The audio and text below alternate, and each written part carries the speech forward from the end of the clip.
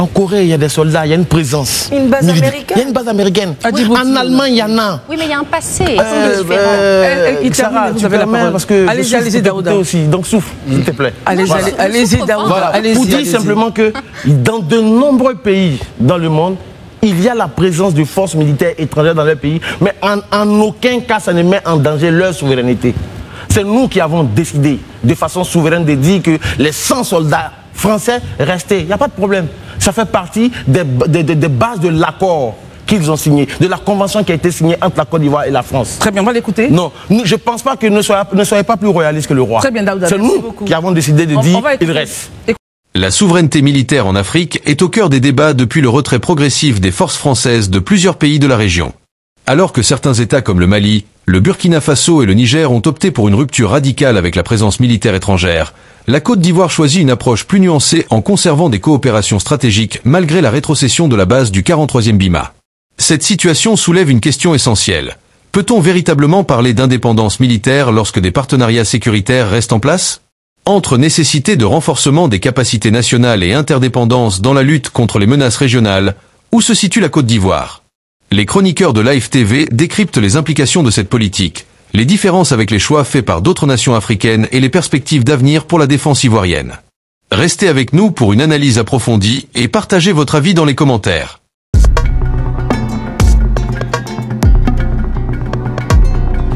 On va repartir sur l'historique des relations militaires entre la Côte d'Ivoire et la France. Daouda, j'aimerais avoir votre regard justement sur les nouveaux enjeux sécuritaires avec la présence ivoirienne dans ce 43e, enfin, dans ce camp Thomas Dakar. Non, au-delà, aujourd'hui, je pense qu'on a tous parlé du camp Ouattara Thomas Dakar, mais bien avant cela, on a eu le camp de Lomo Nord, au niveau de Tumodi. Moi, aujourd'hui, pour ceux qui ont écouté le discours du ministre d'État, ministre de la Défense, Téné Birama, il a parlé des relations décomplexées.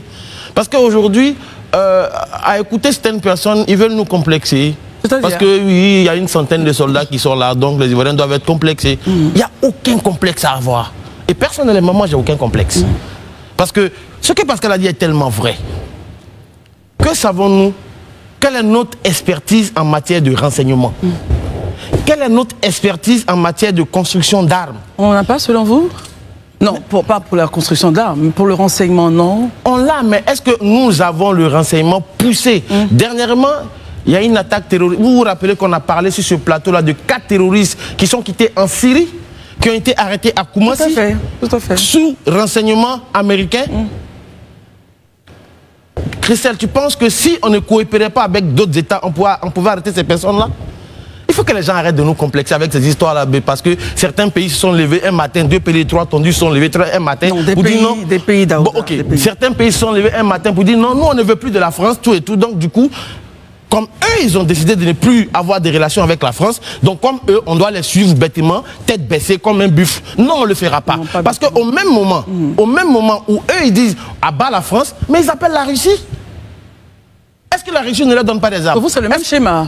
Mais on remplace un par un autre. Chez eux, ils ont remplacé un par un autre. Chez nous, ce que nous avons fait, on a changé de mode de fonctionnement. On dit, entrez chez vous, mais maintenant, on va collaborer avec vous désormais dans la coopération. Vous allez nous donner de la formation parce que vous avez une expertise que nous n'avons pas.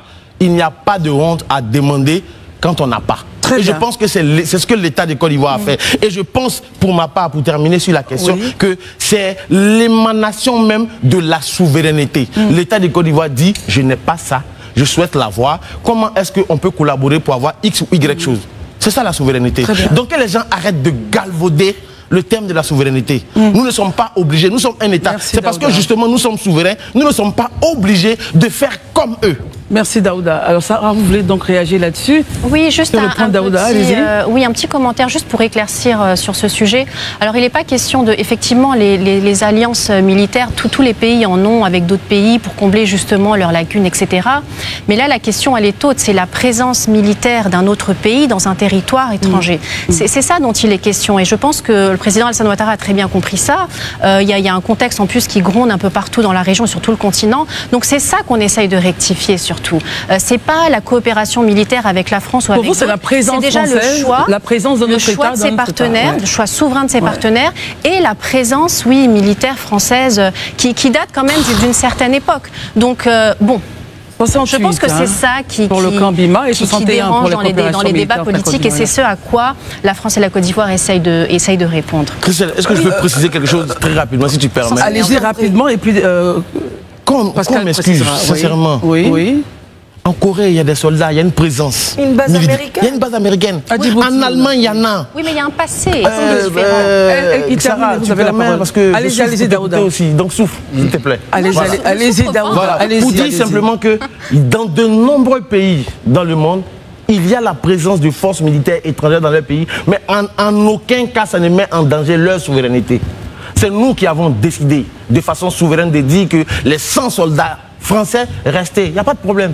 Ça fait partie des bases de l'accord qu'ils ont signé, de la convention qui a été signée entre la Côte d'Ivoire et la France. Très bien, on va l'écouter. Non, je ne pense pas que ne soyez pas plus royaliste que le roi. Très bien, Daouda. C'est nous qui avons décidé de dire il reste. Écoutons ça. Donc nous sommes souverains. Merci Daouda. Je t'entends, Daouda. Essayons de mettre juste les émotions un peu de côté. Non, j'ai aucune émotion, je le dis en tout état de cause. Je t'ai entendu, tu m'écoutes aussi. Alors, non, je pense qu'il y a aussi un contexte à mettre en place, surtout entre la différence avec ton exemple et celui de la Côte d'Ivoire, c'est le passé colonial avec la France et la Côte d'Ivoire. Ok, ça, ce point, on ne peut pas le nier. Aujourd'hui, il y a des débats politiques partout, pas qu'en Côte d'Ivoire, où on remet en cause cette présence militaire, on parle d'ingérence politique, c'est malheureux. Enfin, je veux dire, c'est pas quelque chose que je pointe de doigt, que je montre en tant que Française. Déjà, j'ai pas reproché plus de choses à la France qu'on lui reproche déjà, mais il faut savoir reconnaître les choses qu'on lui reproche et agir en conséquence. Donc toi, tu n'as plus de complexe que nous. Très bien, on va écouter. Moi, je n'ai aucun complexe. Merci beaucoup. Je le dis très clairement. Messieurs, Daouda, on va écouter maintenant Pascal sur son point de vue. Est-ce que vous partagez l'avis de Daouda ou celui de Sarah? Vous créez un autre avis. Allez-y. Non, je donnerai le mien tout simplement, même si je sais que j'ai des points d'accord. Tout ce que Sarah dit n'est pas faux, mais ce que Daouda dit est très vrai. Vous savez, j'ai l'impression qu'il faut qu'on arrête de servir le passé colonial aux jeunes générations. Il faut en sortir. Parce que nous-mêmes, on fait plus de publicité de ce passé colonial. Il y a des générations maintenant issues de ceux qui ont été les colonisateurs qui n'en portent pas peine. Et oui, ce n'est pas rien d'avoir été colonisé, ce n'est pas rien d'avoir été un colonisateur. Mais enfin, il faut en sortir. Hein. Et à un moment donné, il faut en sortir. Et ce n'est pas vrai que toutes les bases militaires de tous les pays qui ont des bases autres que dans leur pays ne sont pas issues de passés coloniaux. Souvent, ça en découle. Les Britanniques avec l'ensemble de leurs colonies, vous savez, la coopération militaire, ou en tout cas les bases sont restées pendant quelques années. Donc oui, il y a un passé colonial. So what else? On passe à la suite. La suite, c'est que de 1960 à 2025, on a eu toute la souveraineté de dire qu'on pouvait mettre fin à cela. Mais vous oubliez que nos armées étaient en formation, étaient jeunes, et qu'il fallait les consolider. Et les consolider auprès de qui? Auprès de ceux qui savaient. Il y a la langue. On a vu ici des situations, les gens ne savaient pas démarrer des Sukhoi, je crois à l'époque, on disait. Bien sûr. Bon, alors je pense que c'est important de savoir que cette unicité, enfin ce partage commun de la langue française, ça peut aider quand on décide de faire de la formation, quand on décide d'acheter des équipements militaires pour se protéger, ou alors même ne serait-ce que pour constituer son armée. Très bien. Je ne regarde pas cette cérémonie sous le prisme de la colonisation, je ne sais pas ce que c'est, et je suis totalement décomplexée. Et les jeunes générations françaises, ou même un petit peu avant nous, le sont totalement. C'est mon sentiment. On va conclure avec justement un petit portrait de celui qui désormais aura son nom sur ce camp-là, le général Thomas Daquin. Vous parliez, Marius Komoé, d'un homme de discipline, un homme rigoureux. Peut-on savoir davantage sur lui, justement? Donc, il faut dire tout simplement que l'armée ivoirienne a connu ses premiers hommes en 1961. Et il a été donc le premier général de notre armée. C'est un homme qui fut la pierre angulaire donc, sur laquelle la stabilité politique du pays à l'époque, bâti pendant plus d'une trentaine d'années sous la gouvernance de Houphouët-Boigny, avait été réalisée. Le général Ouattara Paul Thomas Daquin a été de toute sa vie d'officier militaire un homme de loyauté, de fidélité, qui a une carrière militaire très accomplie. Je puis vous assurer que durant ces 39 ans de carrière militaire, dont 25 ans au service de l'armée française et 14 ans au sein des FANSI, des Forces armées nationales de Côte d'Ivoire. Il n'a jamais badiné avec les questions de discipline militaire. Et pour lui, le militaire doit être au service des populations et de la nation. Il n'en a jamais d'ailleurs, il en avait d'ailleurs fait son credo et il a instauré ça dans la mémoire des jeunes officiers qu'il a eu sous la main, comme par exemple le général Lamine Fadiga. Oui, c'est lui qui a formé tous ces hommes, y compris le général Aboulaye. Qui aujourd'hui dirige Aria. Aboulaye, vous connaissez bien Fadiga? Non, pas le général Aboulaye. Oui, bien sûr. On va trouver son nom de famille. Oui, tout à fait. Bon, Lamine Fadiga, Aboulaye Koulibaly, il y avait également aussi Émile Constant Bombé. Tous ceux-là sont passés entre ses mains. Or, vous connaissez quelle est la rigueur. Vous parlez de l'amiral Abdul Fatiga. L'amiral Fatiga, oui, est passé entre ses mains. Il les a pris sous son aile. C'est lui-même qui a fait de ce qu'ils sont devenus. Des officiers tout accomplis. D'ailleurs, aux dernières heures de sa vie, de sa carrière militaire, il a même été maire de la commune de Katiola, celui au village. Et donc, tenez-vous bien, c'est dans les années 90 qu'on nous a donc annoncé son décès. Donc, c'est pas n'importe qui, c'est celui qui a donné une âme à l'armée ivoirienne. Et je peux rappeler que c'est le 21 janvier, plus précisément, en 1990, qu'il a tiré sa révérence. Sa révérence. En tout cas, c'était un nom. Moi, je me rappelle, en grandissant, c'était un nom que nos parents prononçaient souvent parce que c'était le SEMA, le chef d'état-major de l'époque. Il avait de la rigueur, il avait du couac. Et en tout cas, à sa famille, je pense que c'est un honneur pour eux aujourd'hui, pour cette famille-là, d'avoir... Voilà, je l'espère aussi. C'est ça, à cette famille-là, d'avoir le nom de ce monsieur-là sur ce camp. En tout cas, bravo à vous. Si vous nous regardez, vous avez eu un excellent père, frère, ami. En tout cas, bravo, bravo. Et au total, il faut rappeler que la coopération se redéfinit donc sur deux axes, le renseignement et la formation. Voilà. Après, on peut peut-être épiloguer sur la souveraineté ou pas, mais dans tous les cas, le renseignement et la formation sont donc les deux axes sur lesquels donc vont se baser la coopération française, ivoiro-française en Côte d'Ivoire, militaire s'entend. Alors Pascal, nous avons juste un petit point avec vous. Je vous le disais à l'entame, on aimerait avoir l'historique des relations militaires entre la Côte d'Ivoire et la France. Jusqu'à ce jour, c'est un petit ramassé, donc un petit point. C'est votre rubrique thématique. Pascal, c'est à vous. Alors, je salue tous les aficionados d'Élysée. C'est sa rubrique thématique et je le salue depuis sa position militaire, puisqu'on est en plein terme militaire, là où il est. Alors, justement, cette coopération militaire France-Côte d'Ivoire, c'est, comme vous le disiez, c'est vraiment une nouvelle approche coordonnée entre deux États. Un peu d'histoire et de contexte. Le 43e bataillon d'infanterie de marine, le 43e BIMA, avait été créé à Abidjan en 1978 et il a hérité de deux régiments. Le régiment d'infanterie coloniale, le 43e RIC, et le régiment d'infanterie de marine, le 43e RIMA. Donc en 2015, il intègre les forces françaises de Côte d'Ivoire, les FFC, et il prolonge un accord de partenariat de défense bilatérale qui est signé, lui, en 2012. Et cette continuité va nous éclairer sur les connaissances et les pratiques des cultures militaires mutuelles. Alors, on va faire un bond ensemble dans le futur maintenant pour évoquer, en juillet 2024, vous l'avez vu, il était à la cérémonie, le ministre de la Défense, Téné Birahima Ouattara, qui aborde ce sujet, le fameux sujet de la rétrocession du 43e BIMA aux forces armées de Côte d'Ivoire pour la première fois.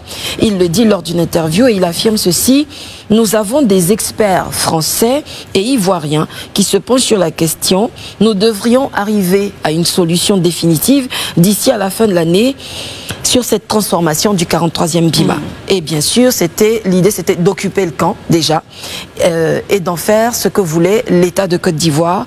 Et au sommet de l'État, le président Ouattara va aussi faire une prise de parole le 31 décembre 2024 où il va annoncer que la volonté commune des deux États, c'est de revoir ce partenariat et que la rétrocession serait organisée donc pour l'année à venir, et c'est le cas, c'est une parole tenue.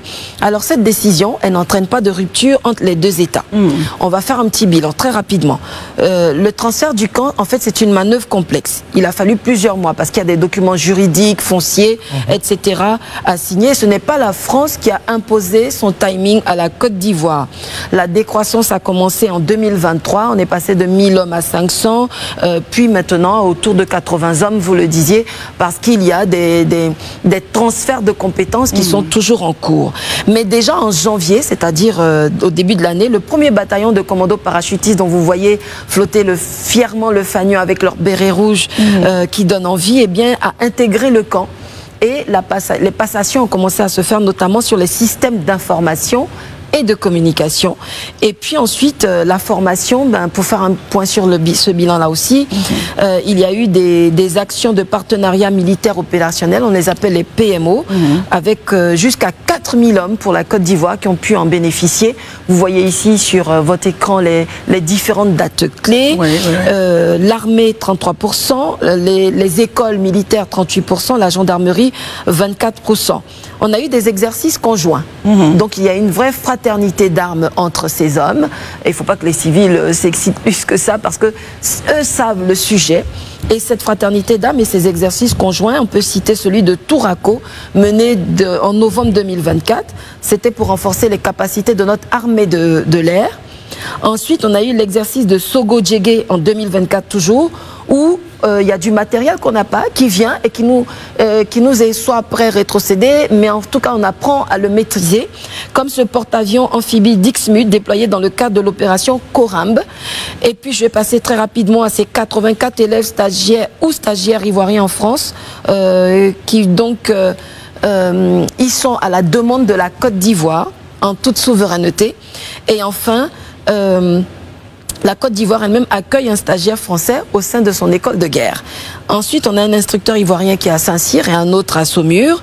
On a l'armée de l'air qui a fait des exercices à Abidjan et à Bouaké, toujours en novembre 2024. Et puis, on a développé ce qu'on appelle les stages moniteurs commando. Ça s'appelle des filières d'aguerrissement. Les opérations en haute mer, la marine hauturière ivoirienne en a bénéficié, etc., etc. Donc, pour terminer, sur la cérémonie de rétrocession, vous le disiez également, il n'y a pas que le camp qui a été cédé, il y a également la rétrocession du camp de l'Omo Nord qui a été fait au Fassi, vous l'évoquiez Daouda. Et pour la cérémonie d'aujourd'hui, eh bien, il y avait donc le vice-président, le Premier ministre et le ministre de la Défense.